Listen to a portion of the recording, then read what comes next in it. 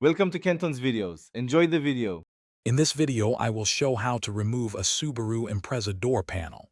First, ensure you have the right tools, including a plastic trim removal tool and a Phillips head screwdriver.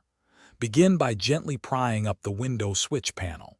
Once it's loose, disconnect the electrical connector underneath. Next, look for and remove any screws that were hidden by the switch panel, usually one or two. With the screws removed, use your trim tool to carefully work your way around the perimeter of the door panel. You'll hear the plastic clips releasing as you go. Once all the clips are free, gently lift the entire panel straight up. This action helps to disengage it from the window channel at the top. Be mindful of any remaining wires. Now, with the panel lifted, you'll need to disconnect any remaining electrical connectors for components like the door light or speaker. Also, detach the door handle cables.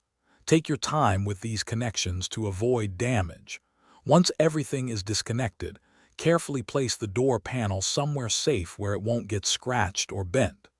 Reinstallation is simply the reverse process. When you're ready to reinstall, make sure all clips are aligned and snap firmly into place. It's a good idea to replace any broken clips to ensure a snug fit and prevent rattles. Before fully securing the panel, reconnect all electrical components and test them to ensure everything works correctly. Remember to check the description for links to tools and other deals, including Little Tree's black ice to keep your car smelling fresh. Thanks for watching. Consider subscribing if we helped you.